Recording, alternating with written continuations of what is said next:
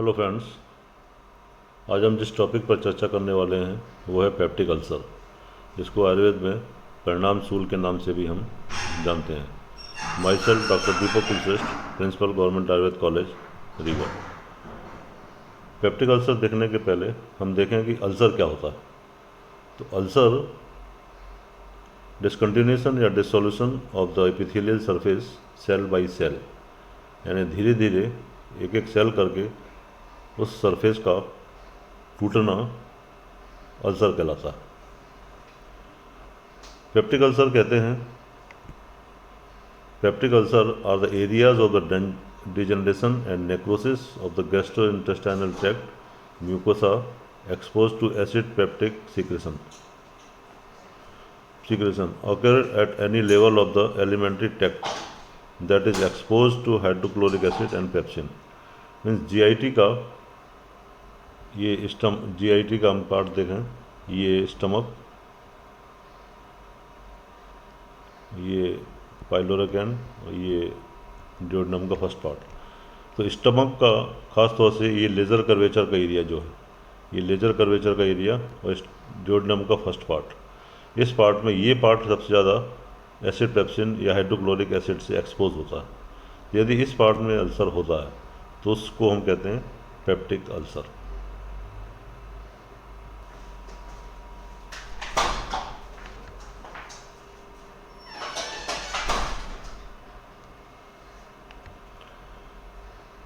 Peptic ulcer दो प्रकार का होता है, एक्यूट पेप्टिक अल्सर जिसको हम स्ट्रेस अल्सर के नाम से भी जानते हैं, और दूसरा chronic peptic ulcer. Acute peptic ulcer में माइन्यूट छोटे छोटे अल्सर्स डेवलप होते हैं, मल्टीपल स्मॉल म्यूकोजल इरोजन्स। इसके कारण हम देखें, एटियोलॉजिकल फैक्टर्स इसके हैं, साइकोलॉजिकल स्ट्रेस या जो ज़्यादा चिंता करते हैं, ज़्यादा टेंशन लेते हैं, ऐसे लोगों को ज़्यादा इमोशंस, सीवियर इमोशंस होते हैं, तो ऐसे लोगों को होने की संभावना ज़्यादा रहती है। तो साइकोलॉजिकल स्ट्रेस। दूसरा है फिजियोलॉजिकल स्ट्रेस। फिजियोलॉजिकल स्ट्रेस के बाद शॉक। यदि पेशेंट शॉक की स्थिति में है तो शॉक में होता क्या है कि वाइटल पार्ट्स में ब्लड सप्लाई बढ़ जाती है और दूसरे पार्ट्स की ब्लड सप्लाई कम हो जाती है। तो दूसरे पार्ट की जो ब्लड सप्लाई कम होती है उसमें स्टमक भी है, ड्यूodenum भी है। तो ऐसे अवस्था में हम देखें कि अल्सर्स डेवलपमेंट होते हैं। सीवियर ट्रॉमा के केसेस में देखें जिसमें कि ब्लीडिंग ज़्यादा हो रही है, तो ब्लीडिंग ज़्यादा हो जाने की वजह से उस पार्ट को ब्लड कम पहुंचने की वजह से अल्सर्स वहाँ पर डेवलपमेंट होते हैं। सेप्टिसीमिया के केसेस में एक्सटेंसिव बर्न्स, यदि व्यक्ति यदि ज़्यादा जला हुआ है सॉरी, खास तौर से 50-60% बर्न में यदि पेशेंट है तो उसको अल्सर डेवलपमेंट होते हैं। उसको कहते हैं कर्लिंग्स अल्सर। इंट्राक्रेनियल लीजन्स यानी ब्रेन ट्यूमर्स वगैरह हों तो उसकी वजह से भी अल्सर डेवलप होते हैं, उसको कहते हैं Cushing's ulcer. Developing from the hyper acidity. Local irritants, खास तौर से अल्कोहल, स्मोकिंग, कॉफ़ी एक्स्ट्रा यदि कंटिन्यूसली अधिक मात्रा में ले रहा है तो उसकी वजह से भी अल्सर्स, माइन्यूट अल्सर्स डेवलपमेंट हो जाते हैं। इसको कहते हैं एक्यूट पेप्टिक अल्सर या स्ट्रेस अल्सर। दूसरा हम देखें chronic peptic ulcer. Chronic peptic ulcer में का जो मुख्य कारण है वो है हेलिकोबैक्टर पाइलोरी। हेलिकोबैक्टर पाइलोरी एक प्रकार का बैक्टीरिया है। हम देखें कि सामान्य रूप से एसिड सभी व्यक्तियों में निकलता है, लेकिन सबको अल्सर नहीं होता या वो स्टमक डाइजेस्ट नहीं होता। उसका कारण है म्यूकस की एक लाइनिंग, एक प्रोटेक्टिव लेयर बनती है। वो प्रोटेक्टिव लेयर ही उसको एसिड से इटसेल्फ बचाती है। यदि वो म्यूकस का प्रोटेक्टिव लेयर समाप्त हो जाए तो वहाँ पर अल्सर डेवलपमेंट होना प्रारंभ हो जाते हैं। तो ये जो हेलिकोबैक्टर पाइलोरी बैक्टीरिया है वो उस लेयर को समाप्त करने का काम करते हैं। तो वो लेयर जैसे समाप्त होती है वो अल्सर्स वहाँ पर डेवलपमेंट होना प्रारंभ हो जाते हैं। नेक्स्ट कॉज इसका है non steroidal anti inflammatory drugs, यानी जो पेन किलर्स होते हैं वो यदि डॉक्टर की सलाह के बिना पेशेंट कई बार लेता रहता है। थोड़ा सा भी हेडेक हुआ, ब्रूफेन खा ली, थोड़ा भी पेट में दर्द हुआ, हाथ पैरों में दर्द हुआ, वो टैबलेट खा लेते हैं। तो ये व्यक्तियों में कुछ लोगों को आदत होती है। तो इस प्रकार की यदि कंटिन्यूस कई महीनों तक बना रहता है ये स्थिति, तो ऐसे लोगों को भी वो म्यूकोजल लाइनिंग जो है वो ख़त्म हो जाती है और अल्सर डेवलपमेंट हो जाते हैं। अदर लोकल इरिटेंट्स में जैसे हैवीली स्पाइसी फूड, यानी बहुत मिर्च मसाले वाला भोजन यदि कंटिन्यूस वो पेशेंट लेता है तो ऐसे लोगों को भी होने की संभावना रहती है। कंटिन्यूस अल्कोहल, स्मोकिंग, अनबफर्ड एस्पिरिन का सेवन यदि लगातार करता है तो ऐसे लोगों को भी होने की संभावनाएं, अल्सर होने की संभावनाएं ज़्यादा रहती हैं। डाइटरी फैक्टर्स में हम देखें न्यूट्रिशनल डिफिशियंसी, यानी आपके डाइट जो हो बैलेंस डाइट होना चाहिए, उसमें protein, carbohydrate, vitamins, minerals, fat, ये सारी चीज़ें होना चाहिए। आयुर्वेद में भी बैलेंस डाइट की कल्पना की गई है, बैलेंस डाइट के बारे में बताया गया है। और 6 प्रकार के रस होते हैं, मधुर, अम्ल, लवण, कटु, तिक्त, कषाय, यानी आपके आहार में मीठा भी होना चाहिए, कड़वा भी होना चाहिए, खट्टा भी होना चाहिए, कसाला भी होना चाहिए, चिरपरा भी होना चाहिए। तो ये सब चीज़ें आहार के अंदर होना चाहिए, तभी वो बैलेंस डाइट कहलाती है। यदि वो बैलेंस डाइट ना हो, किसी भी चीज़ की कमी हो, तो उसकी वजह से लॉन्ग टर्म उसका इफेक्ट होता है। उन इफेक्ट्स में एक क्रॉनिक पेप्टिक अल्सर भी है। साइकोलॉजिकल फैक्टर्स, ज़्यादा चिंता करना, ज़्यादा विचार करना, ऐसे लोगों को भी होने की संभावना ज़्यादा रहती है। हम देखें कि क्रॉनिक पेप्टिक अल्सर में 3 चीज़ें इफेक्टिव होती हैं, हरी, वरी एंड करी। हरी मीन्स जो जल्दी जल्दी खाना खाते हैं बिना चबाए हुए, वरी मीन्स ज़्यादा चिंता करना, और करी मीन्स स्पाइसी फूड। तो 3 प्रकार की चीज़ें ये कारण होते हैं, ये इन कारणों की वजह से क्रॉनिक पेप्टिक अल्सर होने की संभावनाएं उस व्यक्ति को होती हैं। जेनेटिक फैक्टर हम देखें तो जेनेटिक फैक्टर का भी इसमें रोल है। देखा गया है कि ओ पॉजिटिव ब्लड ग्रुप वालों को क्रॉनिक पेप्टिक अल्सर होने की पूरी संभावना रहती है। तो ऐसे इसमें भी लगता है कि जेनेटिक फैक्टर्स भी का रोल इसमें है। अब हम देखें कि क्लिनिकल फीचर्स क्या क्या हो सकते हैं, किन लक्षणों को देखकर हम पहचान सकते हैं कि इसको पेप्टिक अल्सर है। तो इसमें एज देखें तो एज अब हम देखें ड्यूोडेनल अल्सर और गैस्ट्रिक अल्सर। पेप्टिक अल्सर स्थान के नाम के आधार पर 2 प्रकार के होते हैं। यदि स्टमक में है तो उसको गैस्ट्रिक अल्सर कहेंगे, यदि ड्यूोडेनम में है तो उसको हम ड्यूोडेनल अल्सर कहते हैं।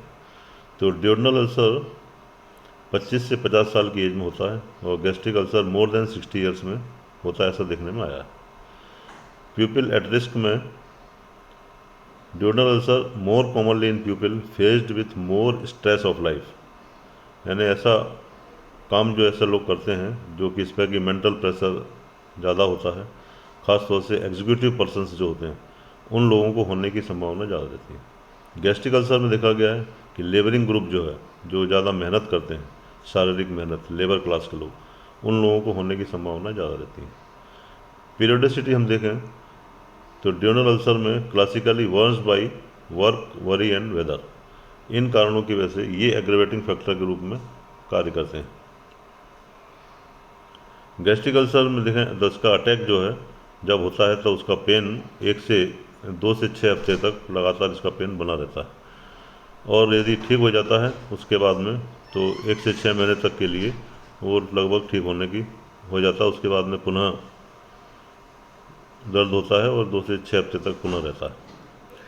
पेन इसका देखें तो गैस्ट्रिक अल्सर का पेन जो है वो एपिगैस्ट्रिक रीजन में इमीडिएटली भोजन के तुरंत बाद या 2 घंटे के अंदर एपिगैस्ट्रिक रीजन यहाँ पर इस स्टर्नम बोन के ठीक नीचे होता है, इसको गैस्ट्रिक अल्सर है ऐसा हम मानते हैं।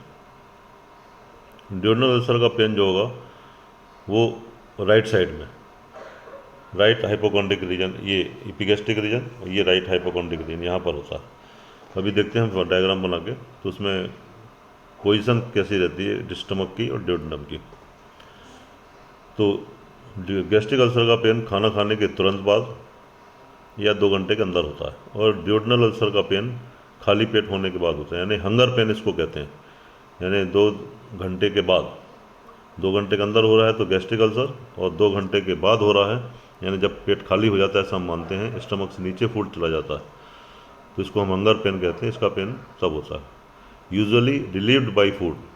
ड्यूोडेनल अल्सर का पेन जो है कुछ खा लेता है तो पेन सबसाइड हो जाता है। तो जब पेशेंट हमारे पास आता है तो हम ये हिस्ट्री में पूछते हैं कि खाली पेट में दर्द होता है या खाना खाने के बाद होता है। तो खाली पेट में दर्द हो रहा है तो ड्यूडल अल्सर, खाना खाने के तुरंत बाद हो रहा है तो गैस्ट्रिक अल्सर। और ड्यूडल अल्सर का पेन कुछ खाने के बाद में सबसाइड हो जाता है, थोड़ा भी दूध पी लेगा तो सबसाइड हो जाएगा, बिस्किट खा लेगा तो सबसाइड हो जाएगा। नेक्स्ट फीचर हम देखें वॉमिटिंग। गैस्ट्रिक अल्सर के केसेस में वॉमिटिंग के बाद में पेन सबसाइड हो जाता, कम हो जाता, और ड्यूडेनल अल्सर के केसेस में वॉमिटिंग नहीं के बराबर होती है। नेक्स्ट फीचर है haematemesis and melaena. Haematemesis means haem means blood, emesis means vomiting, यानी वॉमिटिंग के साथ ब्लड का आना उसको कहते हैं हीमेटेमेसिस, और स्टूल के साथ ब्लैक स्टूल होना उसको कहते हैं मेलिना। तो ब्लैक स्टूल अपर जीआईटी से यदि ब्लीडिंग होती है, स्टमक या ड्यूडेनम से यदि ब्लीडिंग हो रही है, तो एनल कैनाल तक आते आते उसका इतने सारे केमिकल चेंजेस होते हैं उसमें, उसकी वजह से स्टूल जो है वो ब्लैक कलर का हो जाता। तो ये इसमें गैस्ट्रिक अल्सर केसेस में ये रेशियो 60-40 का रहता है, और ड्यूडेनल अल्सर के केसेस में ये रेशियो 40-60 का रहता है। मीन्स 60%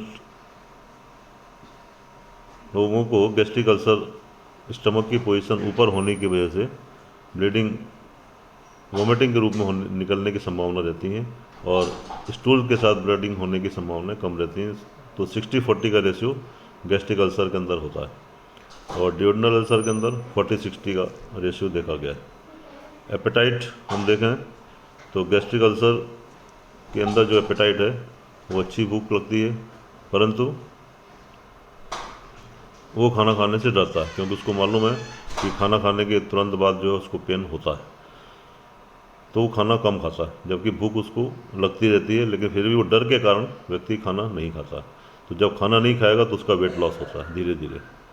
ड्यूडेनल अल्सर में भूख अच्छी लगती है, उसको मालूम है कि दर्द में कुछ खाने से दर्द सबसाइड हो जाता है, तो वो कुछ ना कुछ खा लेता है या दूध पी लेता है, तो उससे उसका पेन सबसाइड हो जाता है। तो ऐसे केसेस में वेट उसका गेन होता है, धीरे धीरे उसका वजन बढ़ने लगता है। तो ड्यूडेनल अल्सर केसेस के अंदर वजन बढ़ता है, और गैस्ट्रिक अल्सर के वालों को वजन घटता है। तो वजन का डायरेक्ट संबंध अल्सर से कुछ नहीं है, बस कारण यही है कि गैस्ट्रिक अल्सर में डर के कारण नहीं खाता तो वेट लॉस होता है, और ड्यूडेनल अल्सर के केसेस में पेन सबसाइड होता है, इसलिए उसको वो पेन सबसाइड होने के कारण वो कुछ ना कुछ खाता रहता है। डीप टेंडरनेस हम देखें तो डीप टेंडरनेस गैस्ट्रिक अल्सर के केसेस में mid line of the epigastrium, epigastric region का जो है उसको हम देखते हैं, अभी एब्डोमेन के 9 पार्ट होते हैं। तो डीप टेंडरनेस देखने के लिए हम उसको पेशेंट को पैल्पेशन करना पड़ता है, पेशेंट को दबाना पड़ता है, पैल्पेट करना पड़ता है। तो पैल्पेशन 2 प्रकार का होता है, एक superficial palpation, then deep palpation. तो शुरुआत हम सुपरफिशियल पैल्पेशन से करते हैं, यानी पेशेंट को सुपाइन पोजीशन में लेटाने के बाद में पेशेंट को हल्के हाथ से दबा के देखते हैं। यदि पेन नहीं हो रहा है तब हम डीप टेंडरनेस देखने के लिए डीपली पैल्पेट उसको करते हैं।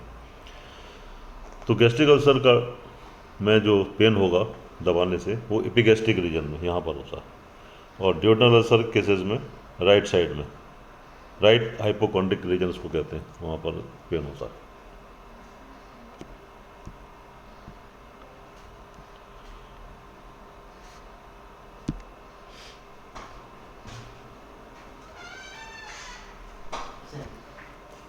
ये एब्डोमेन के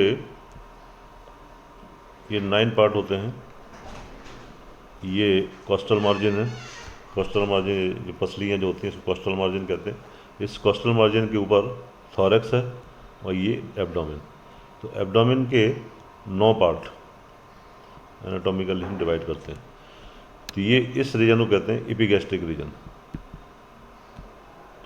ये है राइट हाइपोकॉन्ड्रिक रीजन, ये है लेफ्ट हाइपोकॉन्ड्रिक रीजन, ये अम्लाइकल रीजन, ये हाइपोगैस्ट्रिक रीजन, ये राइट इलियक रीजन, और ये राइट लंबर रीजन, ये राइट इलियक रीजन, ये लेफ्ट लंबर, ये लेफ्ट इलियक। ये 9 पार्ट्स एब्डोमेन के होते हैं।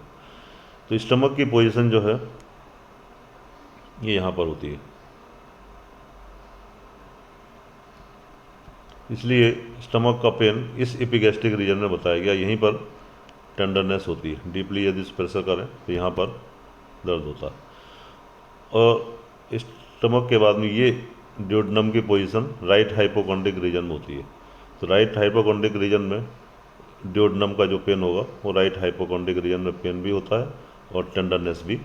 हम उसको यदि प्रेस करें राइट साइड में तो वो पेन यहाँ पर महसूस होता है। तो ये एब्डोमेन के 9 पार्ट्स होते हैं। ये इंटरनल ऑर्गन्स के जो साइट हैं उसके आधार पर ये पार्ट डिवाइड किए गए। Thank you very much. यदि आपने मेरा चैनल सब्सक्राइब नहीं किया हो तो आगे आने वाले वीडियोस को देखने के लिए आप चैनल सब्सक्राइब करें, जिससे नोटिफिकेशन आपको समय से प्राप्त हो सके। पसंद आया हो तो लाइक करें, शेयर करें, कमेंट करें।